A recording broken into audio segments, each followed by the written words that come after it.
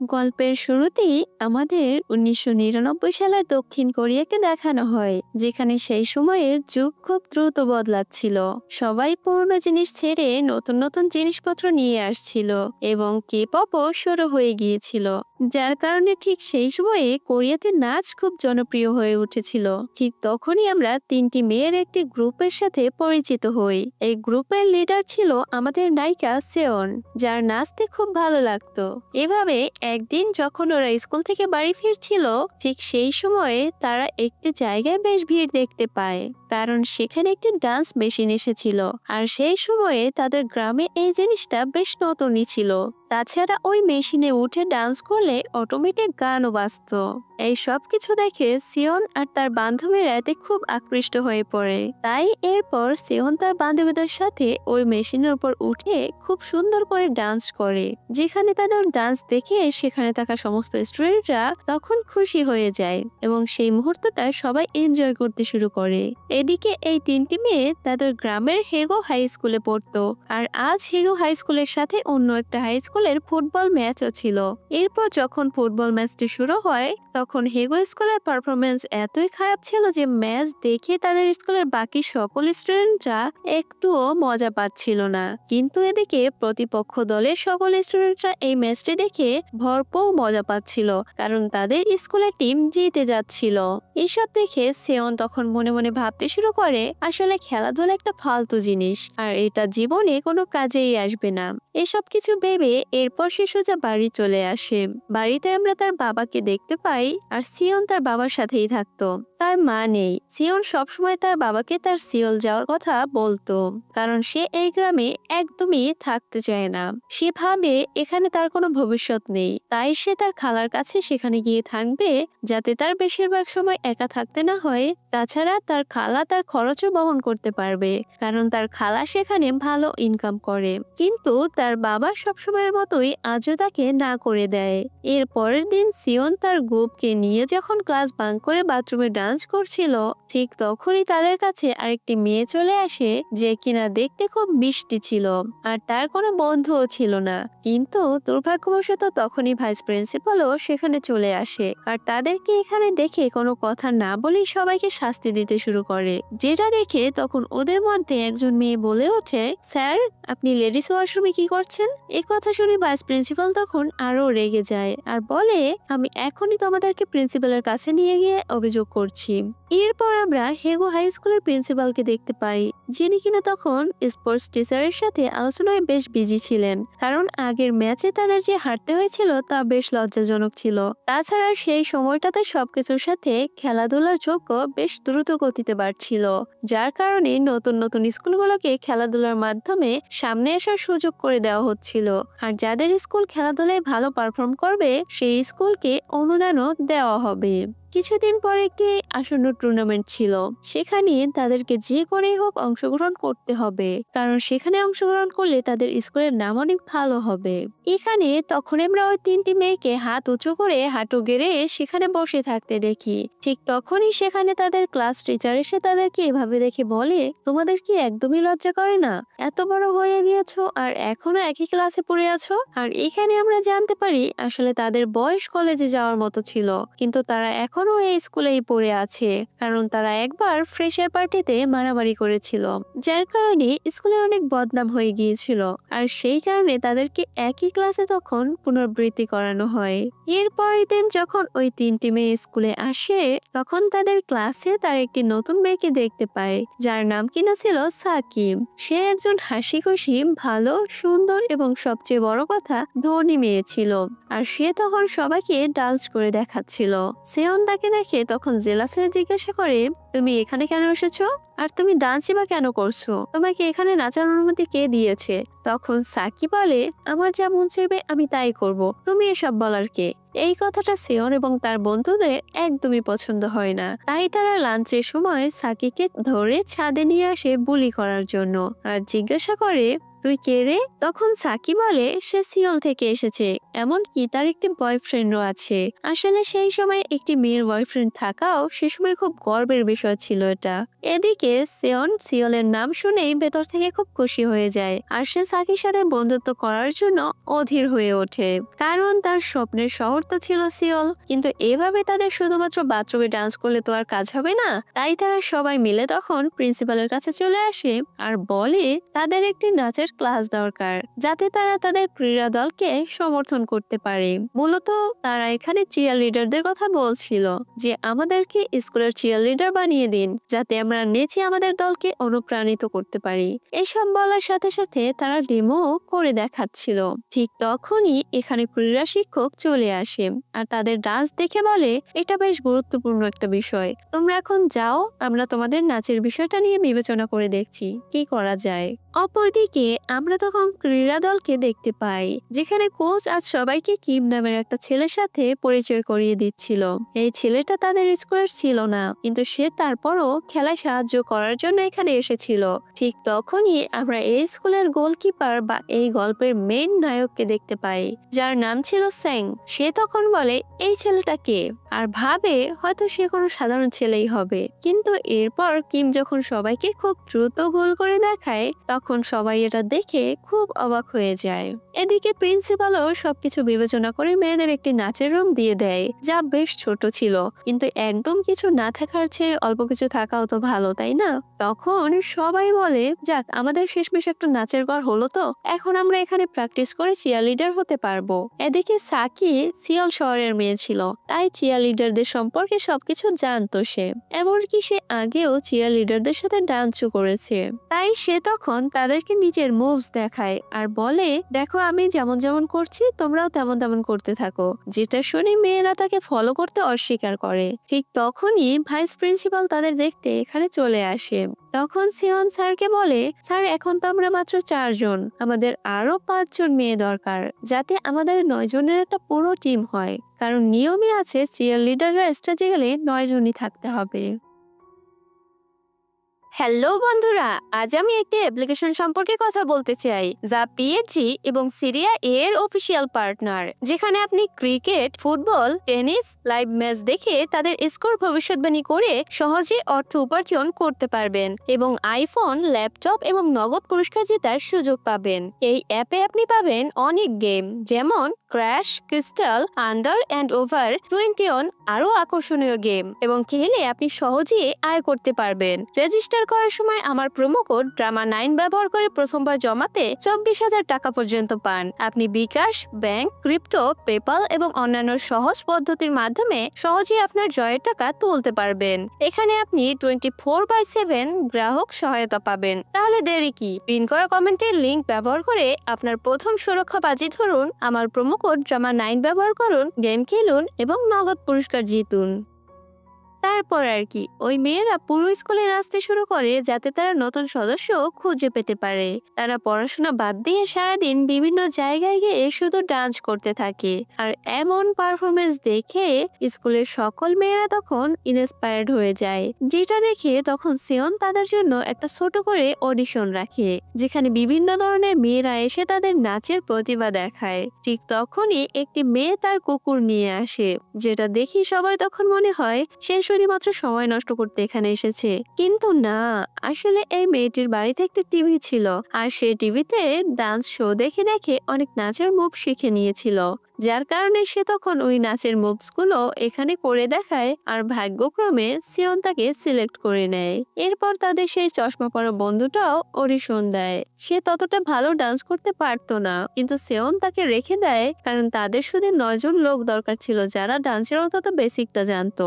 এরপর আমরা লারা নামের একটি মেয়েকে দেখতে পাই, ছোট চুলের একটি মেয়ে। তার মা তাকে টাইকোয়ান্ডো শেখায়, তাই সে এটা খুব ভালো করে জানে আর সে সবাইকে এটাই করে দেখায়।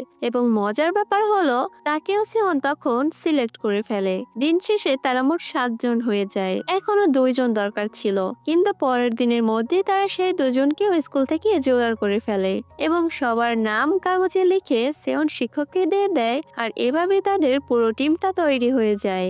এরপর তারা সবাই ডান্স ক্লাবে বসে তাদের দলের নাম কি দেওয়া যায় এই নিয়ে সবাই ভাবতে শুরু করে। তখন হঠাৎই সাকি বলে ওঠে, আমি তোমাদের লিডার হব, কারণ চিয়ার লিডারের নাচ শুধুমাত্র আমিই ভালো জানি। যেটা শুনে তখন সবাই এবার তার কথায় রাজি হয়ে যায়। এর পরের দিন একটি এজেন্ডা তৈরি করা হয়, যেখানে তাদের প্রশিক্ষণের সময় দেওয়া হয়। তাদের প্রতিদিন দৌড়াতে হবে, যোগ ব্যায়াম করতে হবে এবং সন্ধ্যায় ক্লাসের পর নাচের অনুশীলনও করতে হবে। আর নিয়ম অনুযায়ী তারা প্রতিদিন ঠিক এমনটাই করতে শুরু করে। তারা বেশ কঠোর পরিশ্রম করছিল, এমনকি ঘুমের মধ্যেও তারা পরিশ্রম করা ছাড়তো না, কারণ কিছুদিন পরেই টুর্নামেন্ট শুরু হতে যাচ্ছে। এদিকে পুরনো গান বাজিয়ে তাদের নাচতে তাদের খুব ভালো লাগতো। এদিকে সাকি তাদের শেখাতো এবং সবাই তাকে অনুসরণ করত। দেখা যায় প্রতিযোগিতার জন্য এখন মাত্র আর একটা দিন বাকি ছিল। সবাই বেশ ক্লান্ত ছিল, তাই তারা সবাই একদিন বিশ্রাম নেওয়ার সিদ্ধান্ত নেয়। এরপর প্রশিক্ষণ শেষে বাড়ি ফেরার সময় মেয়েরা ছেলেদের অনুশীলন করতে দেখে। সেখানে আমরা স্যাংকে দেখতে পাই, যে কিনা তখন গোলকিপারে দাঁড়িয়েছিল। সে সেওনকে ছোটবেলা থেকেই খুব পছন্দ করত, কিন্তু সেওন কখনোই তাকে পাত্তা দিত না, বরং সে সবসময় তাকে মিডল ফিঙ্গার দেখাতো।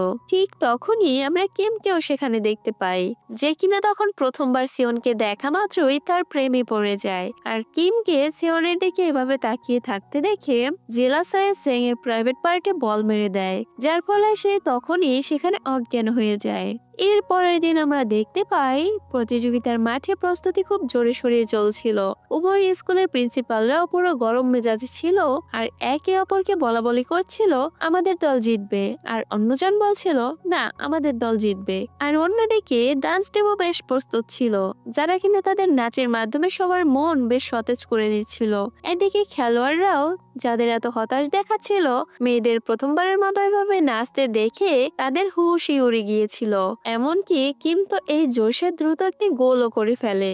এরই মধ্যে হঠাৎ করে একজন চিয়ার লিডার, যার নাম হকি, সে মাথা ঘুরিয়ে পড়ে যায় আর বিপরীত টিমের সবাই এটা দেখে মজা নিতে শুরু করে, যার কারণে সবাইকে তখন তাদের ক্লাবে ফিরে আসতে হয়। আর এই জন্য তাদের দিনটি খুব খারাপভাবে কাটে, যার কারণে সিওন এই রাগে তখন বাড়ি চলে আসে।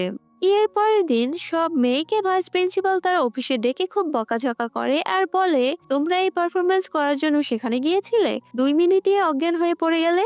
যদি পরের ম্যাচে উন্নতি না করো, খেলোয়াড়দের যদি অনুপ্রাণিত না করতে পারো, যদি তারা না জেতে, তাহলে তোমাদের দল বন্ধ করে দেওয়া হবে আর এই ক্লাব ঘরটিও কেড়ে নেওয়া হবে। এসব শুনে সবার খুব মন খারাপ হয়ে যায়, তাই তারা পরের বার আরো বেশি পরিশ্রম করার কথা ভাবে। কিন্তু তখনই সাকি দল ছেড়ে দেয়, যেটা দেখে সিওন সবাইকে বলে, যেতে দাও ওকে, তোমরা হাল ছেড়ে দিও না, আমি তো আছি।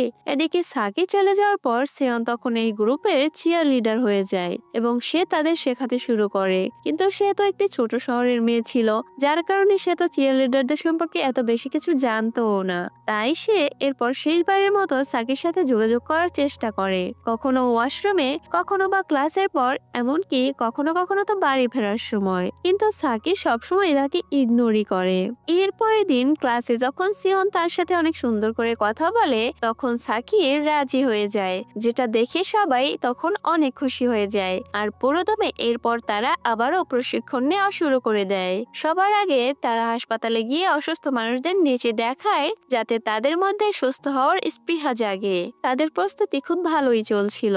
ঠিক তখনই একদিন খবর আসে তাদের বাবাদের কোম্পানিতে একটা সমস্যা চলছে। আসলে এটা একটা ছোট গ্রাম ছিল, তাই এখানকার প্রায় সবার বাবা একই কারখানায় কাজ করত। সেখানকার ম্যানেজার তাদের দিয়ে ওভারটাইম করিয়ে টাকা দেননি, যার কারণে তাই এখন তারা ধর্মঘটে বসতে চলেছে। এসব জানতে পেরে তাই মেয়েরা এর পরের দিন কোম্পানিতে গিয়ে শ্রমিকদের সামনে তাদের পারফরমেন্স করে দেখায়, যাতে তারা উৎসাহিত হয়ে আরো ভালোভাবে ধর্মঘটে বসতে পারে। অন্যদিকে স্যাং খুব চিন্তিত ছিল, কারণ সামনের দল বেশ শক্তিশালী হতে চলেছে। তখন কোচ বলে, তোমরা চিন্তা করো না, আমরা আমাদের 100% দেব। তাছাড়া এই ম্যাচটি একটি বড় মাঠে হতে চলেছে, যেখানে অনেক লোক আসবে, আবার মেয়েরাও আসবে তোমাদের দেখতে, তোমাদের ইন্সপায়ার করতে। পুরোপুরি প্রস্তুতি নেওয়া হয়। এর কিছুদিন পর প্রতিযোগিতার দিনটিও চলে আসে এবং কিছুক্ষণ পর তাদের ম্যাচও শুরু হয়ে যায়। এবার মেয়েরা ভালো পারফরমেন্স করছিল। এদিকে সেওনের দল তখন জিতে যায় এবং তারা পরের রাউন্ডে টিকিট পেয়ে যায়, যার কারণে সন্ধ্যায় কিম ম্যাচ জেতার খুশিতে তার মনের কথা সেওনকে এসে বলে দেয়, যেটা শুনে সেওনও তখন রাজি হয়ে যায়। এরপর দুজনে যেখানে যেখানে সুযোগ পেয়েছে সেখানেই তারা প্রেম করতে শুরু করে। সেং এসব দেখে খুব জেলাস হয়ে যায়, আর এটাই তো স্বাভাবিক, তাই না?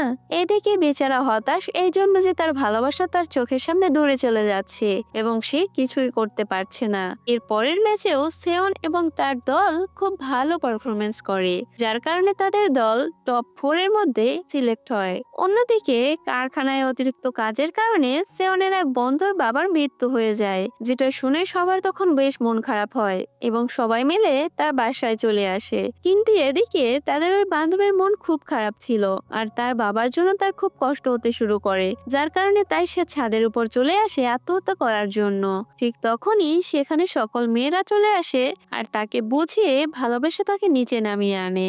এর পরের দিন সাকের একজন পুরনো সহপাঠীর সাথে তার দেখা হয়ে যায়, আর সে তখন জানতে পারে পরের খেলায় সেই প্রতিপক্ষের চিয়ারলিডার হতে চলেছে। তখন ওই মেয়েটির সাথে থাকা একটি ছেলে, যে কিনা তখন সেওনকে খুব খারাপ কথা বলতে শুরু করে, ঠিক তখনই সেখানে কিম এসে মারামারি শুরু করে দেয়। দুজনের মধ্যে বেশ ভালোই মারামারি হচ্ছিল। তখন সেখানে লারাও চলে আসে। লারা হলো সেই মেয়েটি যে কিনা তাইকোয়ান্দো জানতো। তখন লারা ওই দুজনকেই মেরে শান্ত করে দেয় এবং এরপর তারা জানতে পারে আসলে যে ছেলেটিকে তারা মেরেছে সে আগামীকালের প্রতিপক্ষ দলের প্রিন্সিপালের ছেলে, যার কারণে এই খবর তখন দ্রুতই তাদের স্কুলে পৌঁছে যায়, যার কারণে পরদিন স্কুলে সবাইকে শাস্তি দেওয়া হয়। এমনকি প্রতিপক্ষ প্রিন্সিপাল তাদের কাছে ক্ষতিপূরণ হিসেবে টাকাও চাচ্ছিল, যার কারণে তাদের সবার বাবাদেরকে খবর দেওয়া হয় এবং তাদেরকে স্কুলে আসতে বলা হয়। এসব শুনে তখন বাবারা বুক ভরা কষ্ট নিয়ে স্কুলে চলে আসে। তখন সিওনের বাবা তার মেয়ের ভুলের জন্য ওদের কাছে ক্ষমা চায়, কিন্তু তখন তাকে বলা হয় আমরা আপনাকে কাজ থেকে বের করে দেব যদি আপনার মেয়ে এই স্কুলে থাকে, কারণ এসব আপনার মেয়ের জন্যই হয়েছে, আর যদি আপনার মেয়ে স্কুল ছেড়ে চলে যায় তাহলে আমরা আপনাকে কাজে রাখবো। যেটা শুনে সিওন বেশি কিছু আর না ভেবে তখন সে স্কুল ছেড়ে চলে যায় এবং সেদিন রাতে গিয়ে সে সিওলের টিকিট কাটে এবং বাসে বসে পড়ে। এদিকে বাস ছাড়ার আগে বাইরে সেং চলে আসে আর বলে আমি তোমাকে খুব পছন্দ করি, তাও অনেক দিন ধরে, এবং আমি তোমাকে কখনো কথা বলতে পারিনি কারণ আমার লজ্জা লাগতো।